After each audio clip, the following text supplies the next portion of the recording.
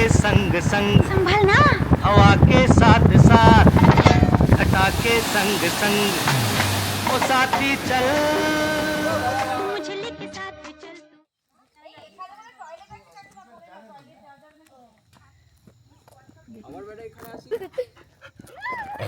চা খায় মানে ভালো লাগে।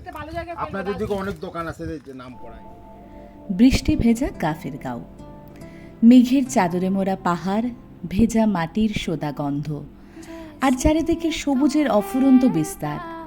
মনে হচ্ছিল প্রকৃতি যেন নিঃশব্দে নিজের গল্প শোনাচ্ছে। কালিম্পং জেলার ছোট্ট শান্ত এই পাহাড়ি গ্রাম কাফের গাঁও ভিড়ভাট্টার বাইরে এক অন্যরকম ঠিকানা।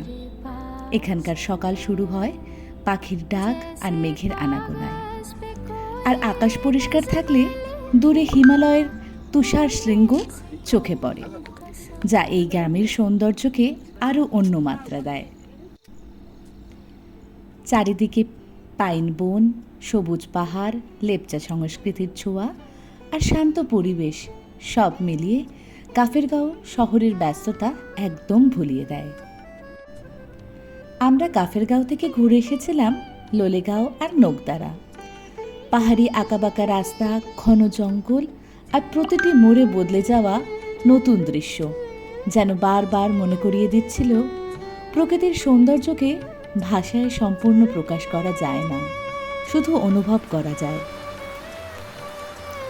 মেঘ ভেসে যাবে, বৃষ্টি থেমে যাবে, পথও একদিন শেষ হবে, তবু পাহাড়ের এই নীরব আহ্বান, ভেজা বাতাসের স্নেহ আর হিমালয়ের অসীম বিস্তার মনের ভেতর চিরকালই বেঁচে থাকবে।